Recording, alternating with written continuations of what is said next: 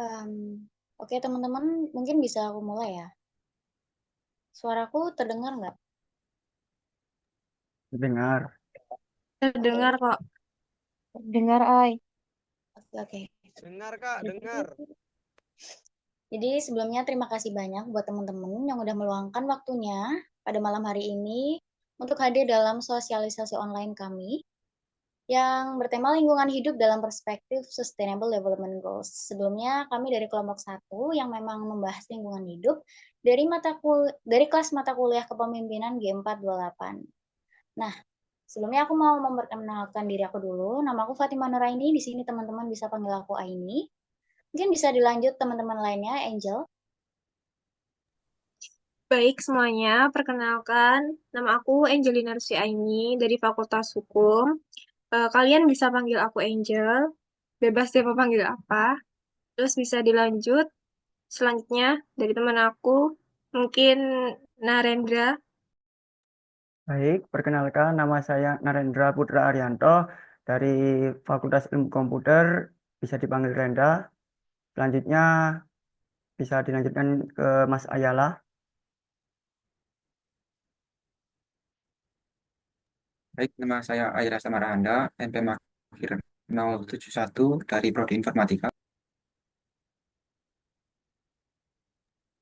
Oke, perkenalkan nama saya Bima Dewi Kantona, NPM 086 dari Prodi Kewirausahaan. Mungkin bisa dilanjut sama teman saya untuk lanjutan materinya ya. Oke, untuk perkenalannya sudah ya. Jadi langsung aja ke isi materinya. Mari kita mulai. Di sini kami akan membahas ya, seperti yang sudah ada di depan kalian semua, Sustainable Development Goals. Mungkin bisa dilanjut. Next slide. Oke, jadi teman-teman, yang pertama kita perlu mengetahui ya bahwasanya lingkungan merupakan tempat kita hidup dan sumber daya utama yang menopang kehidupan manusia. Dalam hal ini artinya segala kegiatan manusia tentunya dilakukan di lingkungan ya. Tentunya itu udah pasti. Nah, aktivitas manusia yang mana pada saat ini banyak yang tidak berkelanjutan telah menyebabkan degradasi lingkungan yang signifikan. Contohnya saja seperti deforestasi, polusi, dan eksploitasi sumber daya alam yang telah mengancam keberlangsungan ekosistem dan dapat menimbulkan berbagai permasalahan global seperti perubahan iklim, bencana alam, dan krisis pangan. Sebenarnya teman-teman, untuk permasalahan lingkungan ini banyak sekali permasalahannya. Namun di sini kami lebih mengambil salah satu contoh mengenai sampah ya teman-teman. Nanti untuk selanjutnya bisa dijelaskan. Dan di sini kita sebagai manusia ya, tentunya sebagai pelaku utama dalam pembangunan telah memberikan tekanan yang sangat besar pada lingkungan. Akibatnya apa? Yaitu kerusakan lingkungan telah mencapai skala yang mengkhawatirkan, bahkan bisa dibilang sangat mengkhawatirkan. Hal ini menuntut kita untuk segera mengambil tindakan nyata dalam upaya pelestarian lingkungan. Oke, next selanjutnya. Oke, selanjutnya mungkin Angel bisa dibacakan.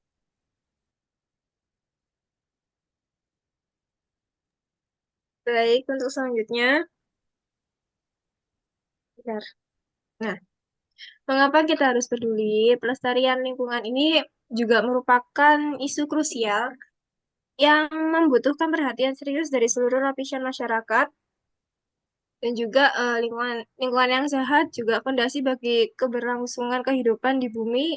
Setiap aktivitas manusia juga baik secara langsung maupun tidak langsung memberikan kontribusi terhadap kondisi lingkungan. Maka itu penting untuk kita menerapkan prinsip-prinsip keberlanjutan dalam segala aspek kehidupan. Jadi kita harus menjaga lingkungan kita sebaik mungkin. Seperti contohnya hal yang kecil itu kayak kita harus membuang sampah pada tempatnya, tidak boleh menginjak rumput secara sembarangan seperti itu. Kita harus menjaga secara baik-baik. Mungkin bisa di next.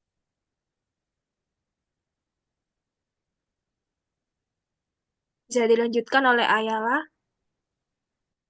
Nah, jadi ini kami dapat data ya dari statistik data dari daftar, bisa dilihat dari sumber link tersebut. Nah, di sini ada data sampah plastik.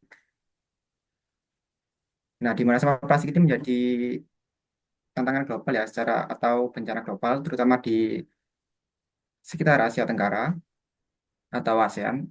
Peningkatan konsumsi di sini ada data peningkatan konsumsi plastik dan sampah yang telah mencemari lingkungan di daerah perlautan atau ekosistem di laut yang mengancam kesehatan manusia.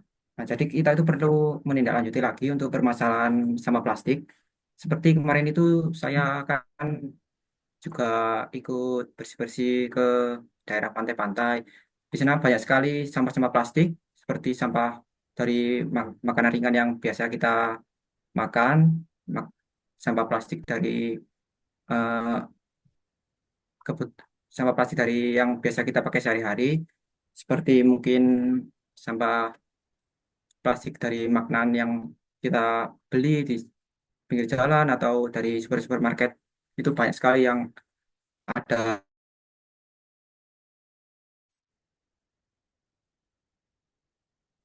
Nah, jadi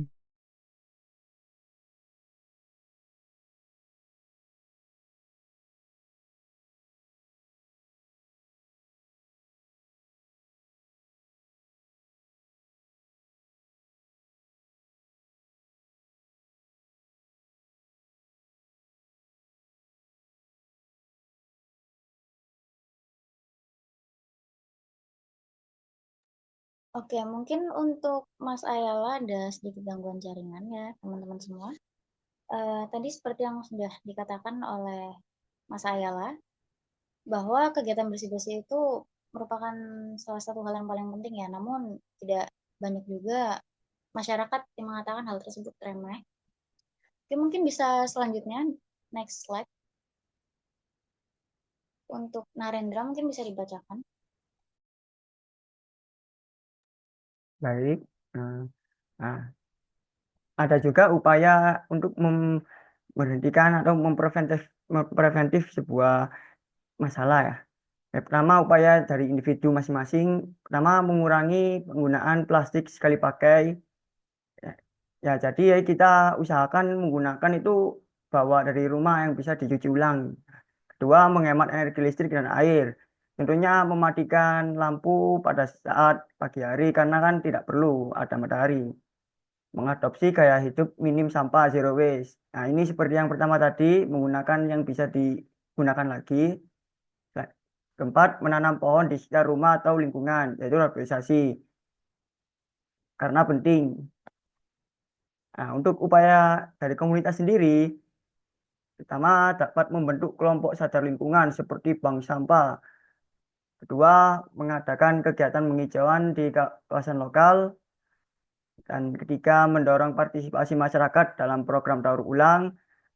Terakhir, membuat kampanye atau edukasi tentang lingkungan di media sosial. Nah, seperti yang kita lakukan ini, yang merupakan apa ya, sosialisasi online tentang upaya preventatif pencinta lingkungan. Bisa dilanjut ke Mas Bima.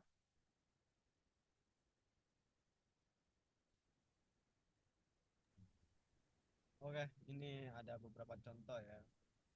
Ternyata di sini kami ambil contoh tadi. Untuk Bima mungkin suaranya bisa sedikit dibesarkan ya, karena tidak terdengar. Oh, oke, baik, baik, baik. Sebentar ya.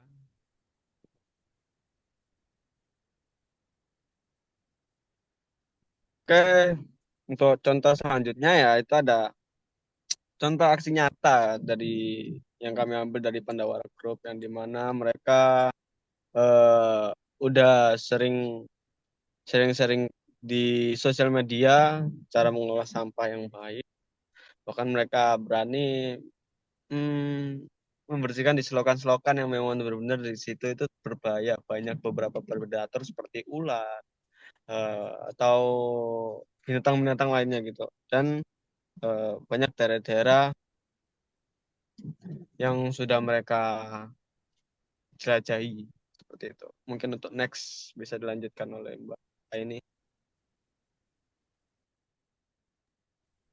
Nah, tapi mungkin untuk membersihkan lingkungan itu beberapa orang ada yang merasa, mungkin itu gampang, tapi sebagian orang juga ada yang merasa banyaknya sekali hambatan. Nah, hambatannya itu seperti apa sih? Contohnya Yang pertama, kurangnya edukasi dan informasi tentang pentingnya lingkungan. Kedua, rendahnya penegakan hukum terkait pelanggaran lingkungan.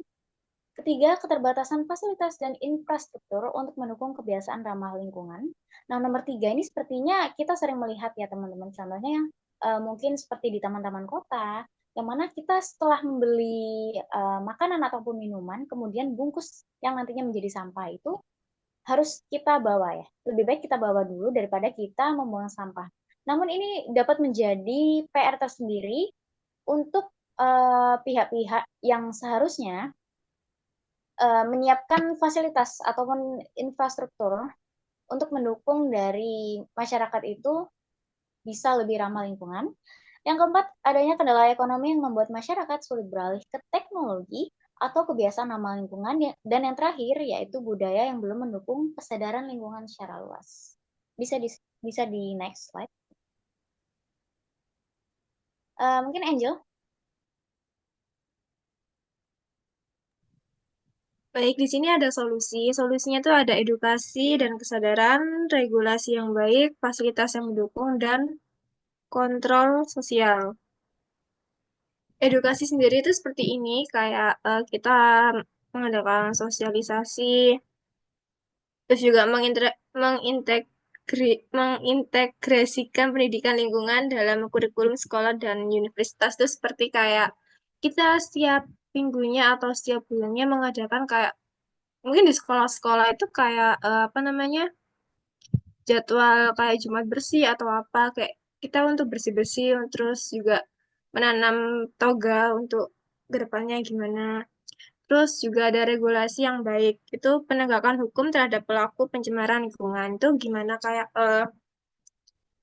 misalnya kayak PT-PT yang ada di perusahaan itu gimana sih perlakuannya terhadap lingkungan juga. Terus penegakan hukum itu kayak gimana terhadap atas limbah-limbah yang tercemar itu. Terus fasilitas yang mendukung itu fasilitas kita yang ini itu kayak gimana. Terus menyediakan tempat-tempat yang mencukupi untuk pembuangan sampah. Terus kayak dan lain-lain lah. Terus juga kontrol sosial itu melibatkan komunitas. Jadi kayak ya tadi seperti kayak Pandawara itu kan juga sebuah komunitas untuk membersihkan yang apa ya tempat-tempat banyak sampah gitu juga bisa termasuk kontrol sosial untuk ya memberikan contoh yang baik untuk warga setempat. Mungkin bisa di next. Nah, teman-teman semua, kalau tadi itu penjelasan secara umum dan secara singkat aja mengenai lingkungan dan bagaimana kondisinya, contohnya di Indonesia ya. Nah, untuk selanjutnya kita beralih pada tingkat global. Jadi, sekarang itu lagi gencar banget ya, ada yang namanya Sustainable Development Goals, atau disingkat sebagai SDG. Nah, SDG itu apa sih? Jadi, SDG itu merupakan agenda untuk tahun 2030, yang mana tujuannya pembangunan secara berkelanjutan di banyak bidang ya guys, atau ya di berbagai bidang kehidupan, yang mana merupakan sebuah rencana aksi global yang komprehensif untuk mencapai masa depan yang lebih baik dan berkelanjutan bagi semula. Nah, sebelum adanya SDG ini, ada yang namanya MDG atau Millennium Millennium atau MDGs itu, dan tujuannya untuk menyelesaikan permasalahan yang belum teratasi sebelumnya. Dengan melibatkan semua negara, sektor, dan masyarakat, SDGs diharapkan dapat menciptakan dunia yang lebih adil, inklusif, dan juga berkelanjutan. Nah, teman-teman semua, jadi dalam agenda SDG ini ada 17 tujuan pembangunan berkelanjutan yang mana mencakup berbagai aspek kehidupan ya, mulai dari pengentasan kemiskinan hingga perlindungan lingkungan. SDGs ini ya merupakan hasil dari upaya berkelanjutan dari komunitas internasional sejak adanya konferensi tingkat tinggi bumi di Rio de Janeiro pada tahun 1992. Bisa next slide dan dilanjut oleh Narendra.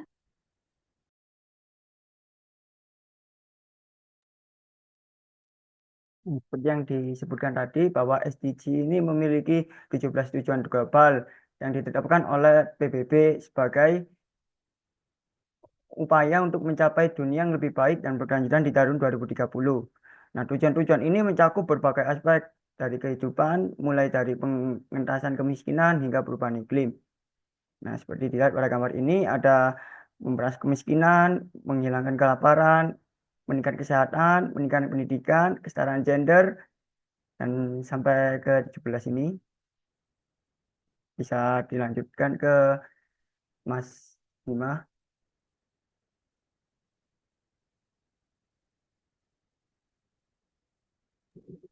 Oke, maaf sebelumnya guys ya. Saya lagi berkendara ini, jadi susah sedikit ya. Contoh selanjutnya ada lingkungan dan SDGs ya. Jadi lingkungan dan SDGs ini salah satu pilar utama ya dalam pelestarian lingkungan. Hidup ketergantungan manusia pada alam. Yang sehat sangat jelas, mulai dari kesediaan air bersih gitu kan, dan udara segar, hingga sumber daya alam yang menopang perekonomian. Oke. Oleh karena itu banyak sekali tujuan dalam SDGs yang secara langsung berkaitan dengan lingkungan seperti pengelolaan air bersih, energi bersih, dan pelindungan ekosistem. Selain itu juga tujuan-tujuan lain seperti pengentasan kemiskinan, kesehatan dan kesetaraan gender juga tidak dapat tercapai tanpa adanya lingkungan yang sehat. Jadi dengan kata lain, SDGs mengakui bahwa pembangunan ekonomi dan sosial harus berjalan seiring dengan upaya pelestarian lingkungan. Melalui implementasi SDGs, diharapkan dapat tercipta keseimbangan antara kebutuhan manusia dan kelestarian alam untuk generasi sekarang dan masa depan. Oke, bisa dilanjutkan dengan Mbak Aini. Mungkin untuk selanjutnya tujuan pelestarian lingkungan dalam SDG ini Mas Ayala ya. Boleh dibacakan? Nah, ya baik. Ini kemudian ada tujuan pelestarian lingkungan dalam SDG. Nah, ini ada tujuan ke-6, ke-7, dan ke-11. Untuk yang tujuan ke-6 ini ada air bersih dan sanitasi layak. Nah, di mana ini menjamin ketersediaan dan pengelolaan air bersih dan sanitasi yang berkelanjutan untuk semua secara global. Kemudian ada tujuan yang ke-7 atau energi bersih dan terjangkau. Nah, ini memastikan akses terhadap energi yang terjangkau dan keberlanjutan dan modern untuk semua dalam lingkup global. Kemudian ada tujuan yang ke-11. Tujuan ini membahas tentang kota dan permukiman yang berkelanjutan, di mana tujuan ini akan membuat kota dan pemukiman manusia yang inklusif, aman, tangguh, dan berkelanjutan. Nah, selanjutnya bisa di next slide. Nah, kemudian ini ada tujuan ke-12, ke-13, dan ke-14, dan ke-15 yang masih mencakup pelestarian lingkungan dalam pelestarian lingkungan. Untuk tujuan ke-12 ini mengkonsumsi dan memproduksi yang bertanggung jawab. Nah, ini memastikan pola konsumsi dan produksi yang berlanjut ini secara aman dan produktif ya.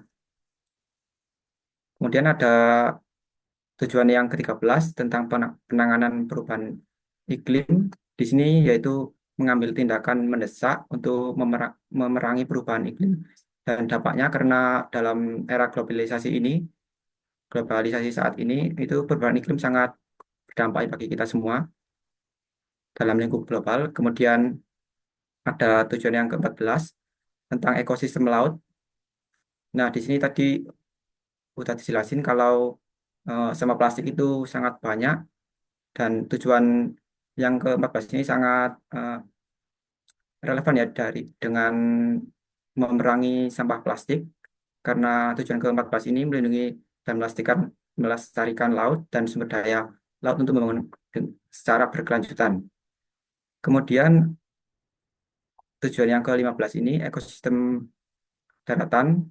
Nah, tujuan ini melindungi, memulihkan, dan meningkatkan pemanfaatan ekosistem daratan, mulai dari pengelolaan hutan secara berkelanjutan, memerangi desertifikasi, membalikkan degradasi lahan dan kehilangan keanekaragaman hayati, seperti eh, ditekankan lagi untuk penebangan pohon liar itu dihilangkan, kemudian dilakukan reboisasi dan lain-lainnya. Bisa di next slide.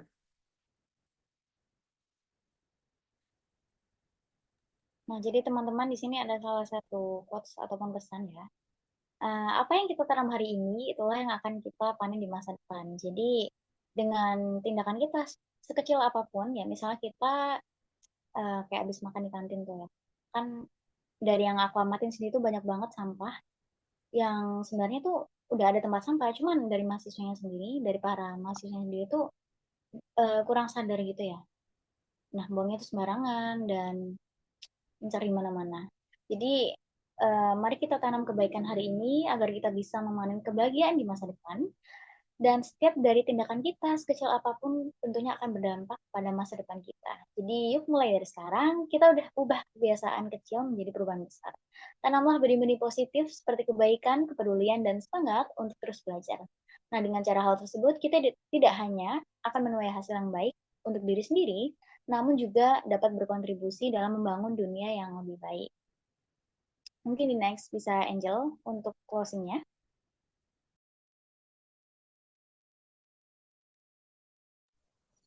Baik, teman-teman, itu tadi dari kita hasil sosialisasi kami. Mungkin dari kalian ada yang mau bertanya atau ingin ditanyakan tentang sosialisasi lingkungan hidup ini. Oke, untuk Revika Sally bisa untuk on cam dan apa menanyakan. Terima kasih untuk kesempatannya. Sebelumnya, mohon maaf aku tidak bisa on cam karena satu dan lain hal. Jadi langsung aja ya pertanyaannya. Jadi sekarang ini kan di mana-mana tuh kan udah ya yang disebutkan sama Aini tadi itu sudah disediakan untuk tempat sampahnya. Tapi dari kitanya sendiri tuh kurang kesadaran. Nah, tapi sudah ada juga petugas yang membersihkan untuk sampah-sampah tersebut. Lalu selanjutnya sampah-sampah tersebut sebaiknya diapakan eh, untuk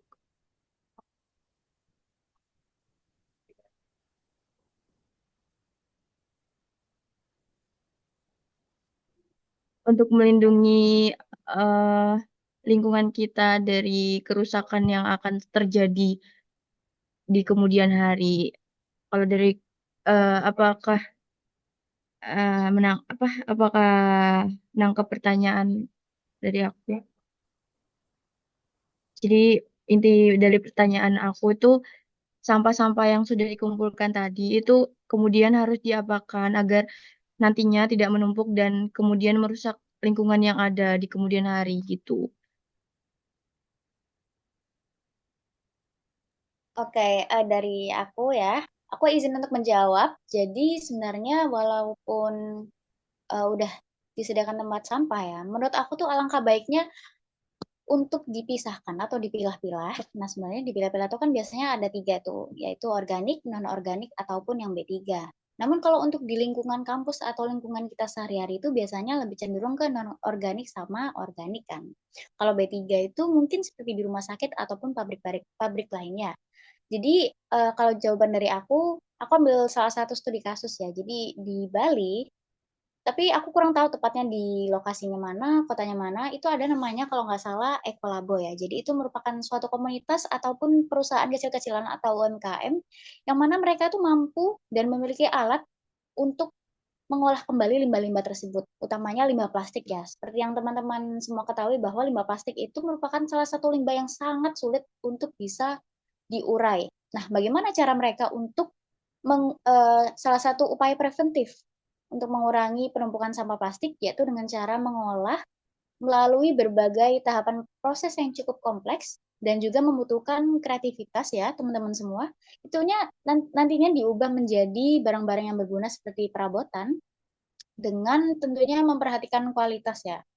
Nah, seperti yang aku tahu juga, sejauh yang aku tahu, produk dari hasil pengolahan tersebut bahkan sudah sampai dikirim ke mancanegara, teman-teman. Keren banget kan?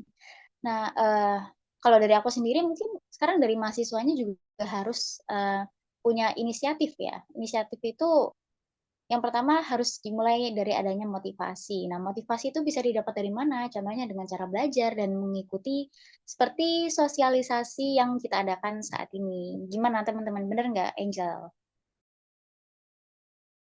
Iya, benar sekali. Mungkin dari kalian ada yang mau ditanyakan lagi seputar lingkungan hidup atau apa gitu.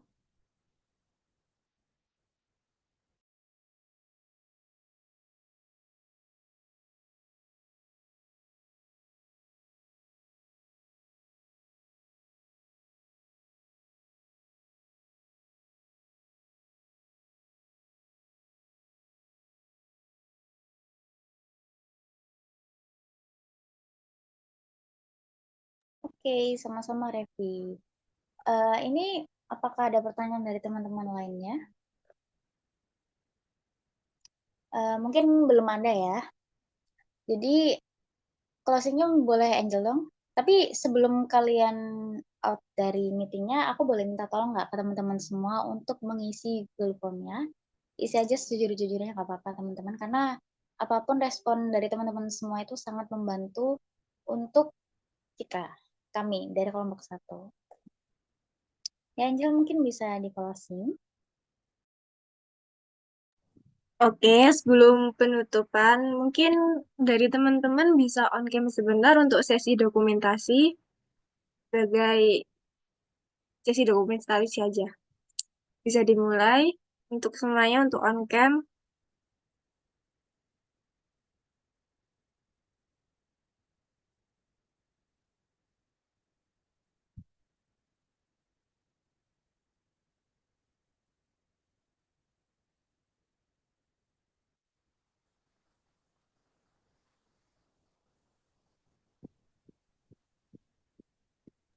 Ayo teman-teman, on cam. Oke, teman-teman, saya Bisa minta bekerja samanya untuk on cam sebentar untuk mengambil sesi dokumentasi.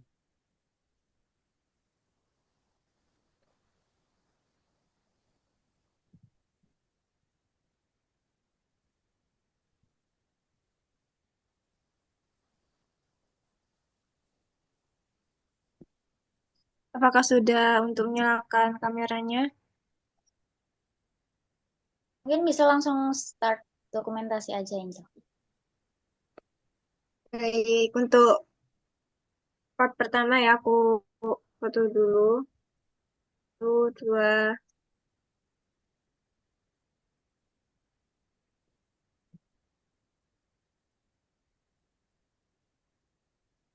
Baik, untuk slide kedua. Diharapkan on cam semua ya teman-teman. Baik, satu, dua, tiga.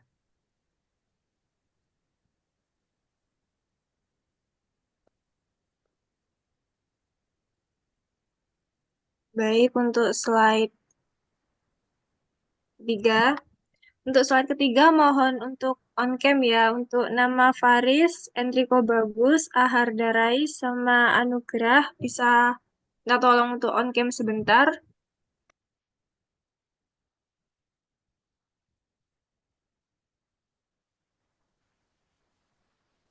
Halo teman-teman. Di skip aja itu yang itu. Kayaknya Ya, pergi dia. mungkin Oh, di skip aja untuk mengefisiensi waktu Angel. baik, aku screenshot ya.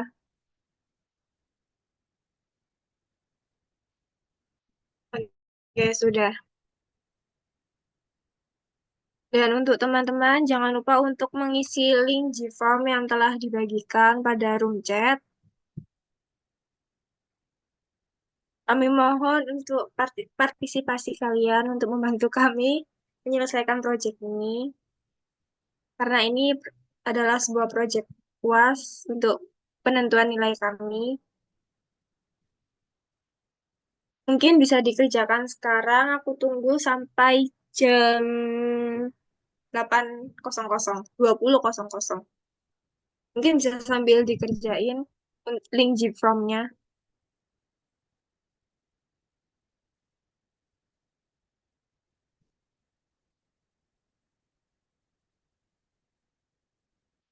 Mungkin kalau bagi teman-teman sudah mengisi link JFM-nya bisa ketik sudah di kolom komentar ya.